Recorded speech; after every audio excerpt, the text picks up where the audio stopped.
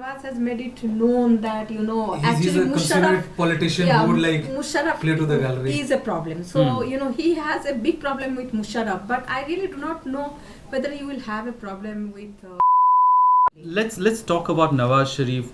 In the last segment, we'll speak about Imran Khan and PTI. The last question on Nawaz Sharif in this segment. Nawaz Sharif and army. I mean, we know the history. We know what army thinks about Nawaz Sharif, and articles after articles have spoken about. Even if he is till reaches the gate and may not be able to enter, would primarily because the army is not comfortable with him. Nawaz Sharif, in an interview to Karan Thapar, spoke about constituting a committee, sort of looking into Kargil, for example, something which again army might not be very happy with. Nawaz Sharif also speaks about whatever said and done, but to be having a case against Musharraf, and sort of he said, I forgive him, but for the other sins I can't forgive him, which are not sort of committed against him. Already we know that the Supreme Court is adamant about 2 cases of murder. He's already under under house arrest, I believe. So how comfortable would army be in sort of accepting Nawaz? I think probably if you look at the past 5 years when Pakistan People's Party was in power, and the army also has never been very comfortable with Pakistan People's Party, because if you look at the 1988 elections when Benazir Bhutto was elected, that point of time it took 15 days for army to allow Benazir to take the oath of office, very clearly saying that 3 issues she will not touch is nuclear, Afghanistan and India. She writes about it in a book as well. Yeah. So therefore, it also had a very uneasy relationship, and it had a much more comfortable relationship with Nawaz, because after all, Nawaz is their protege and they are behind Nawaz's rise. But in the coming back to the past 5 years of Pakistan People's Party government, the army did try and made some of the leaders like Chaudhry Nisar, when the army chief Kiani went to meet him in Punjab, though of course what talk they had between them was not very known. But at that point of time, there was certain speculation that army is trying to prop up or trying to have some sort of understanding with PML-N. So that if you are not very comfortable with Pakistan People's Party, then if suppose the army, I agree, will not directly take over, but what is the option if you pull the Pakistan People's Party government? So what is the option? The option of course is Nawaz Sharif. So they also tried to cultivate Shahbaz Sharif for quite some time.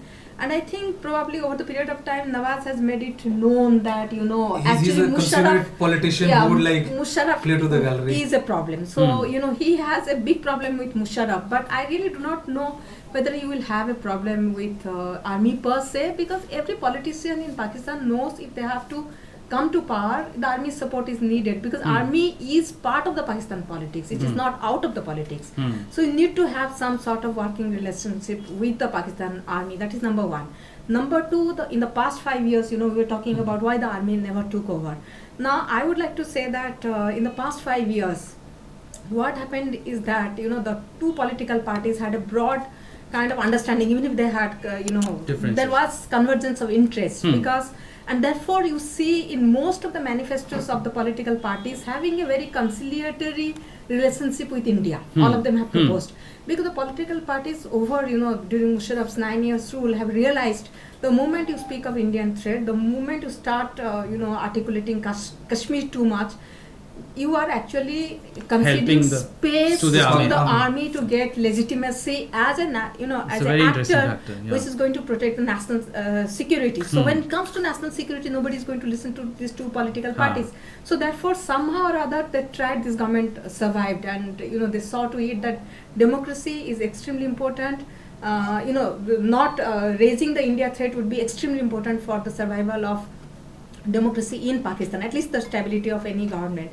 So that has been underplayed in the past. So therefore, I think with PML-N, if it gets the largest seat, I feel that it will work with the army in spite of whatever pronouncement Nawaz has given. Nawaz also has given a statement saying that because the next army chief will be appointed by the new prime minister.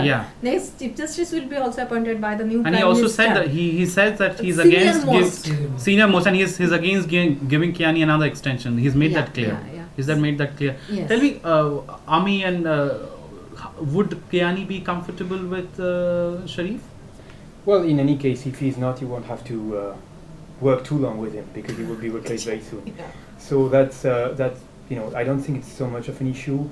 I think it's also important to take into account the fact that the army, it's not Kayani only. Kayani also rule over the army through the Corps Commander Conference. The army actually in Pakistan is a bit run like a company. At the top of it you have a couple of generals who are together deciding what has to be done. So and it's very difficult to know whether all these generals are comfortable with Nawaz Sharif or not. That's difficult. Are they? I don't know, because these generals are not supposed to talk to the media, and they don't. Okay.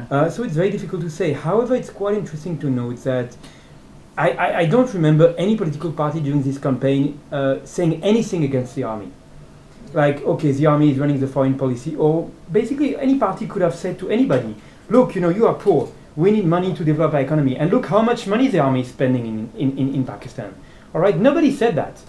So I think, in a way, this is already something interesting. That, coming back to my previous point, areas like defense budget, military economy, foreign policy will remain probably under the authority of the army. So that will also help in establishing a working relationship between the civilian government and the army. And if you go back to Imran Khan, it's very interesting. But when I interviewed Imran Khan, and when I asked him, okay, will you cut the defense budget? He said no.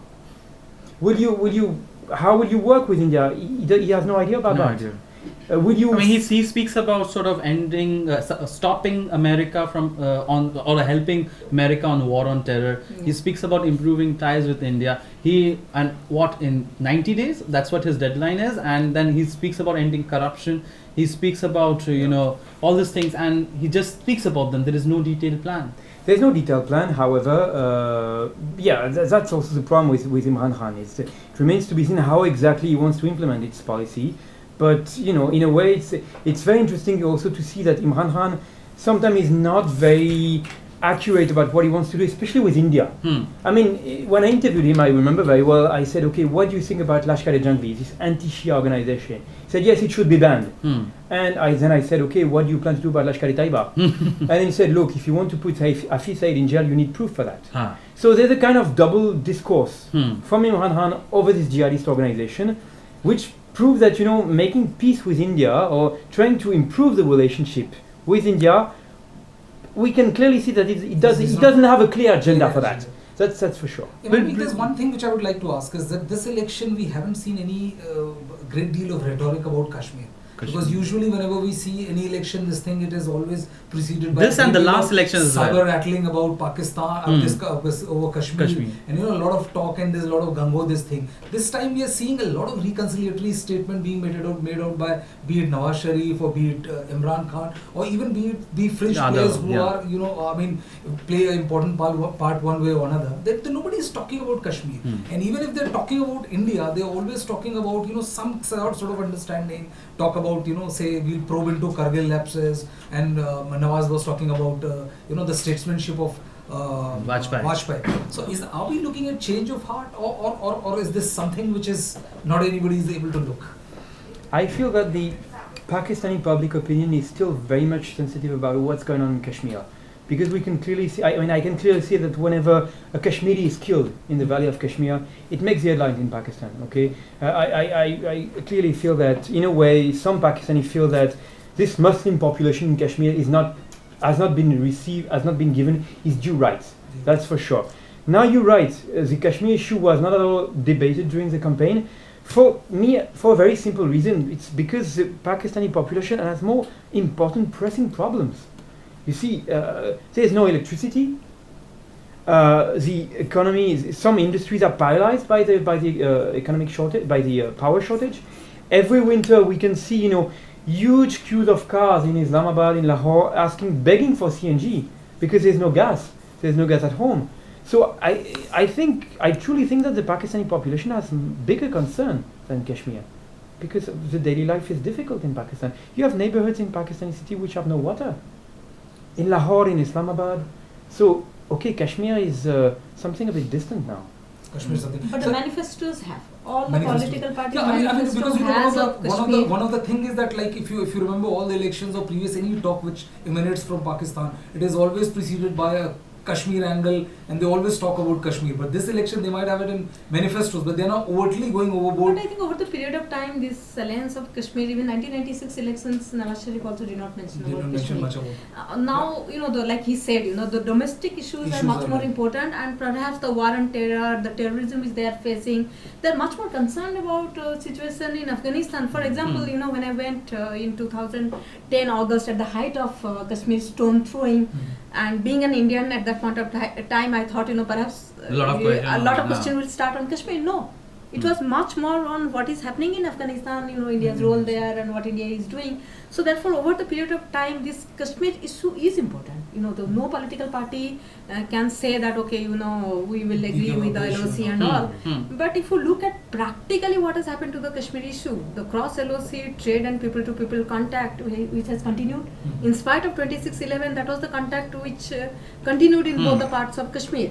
And because of the media and all, people are not so much ignorant in knowing what is happening in Kashmir, because now the source is not the government or the state is Pakistan state is not the only source of information. Now there are many other sources. For example, like we were doing some work research on the cross-border trade and people-to-people contact between the two Kashmirs, and we went to the crossing point in Jammu and also the crossing point in Uri, and tried to interview some of the people who are going back. So we asked that, what is the impression you came with?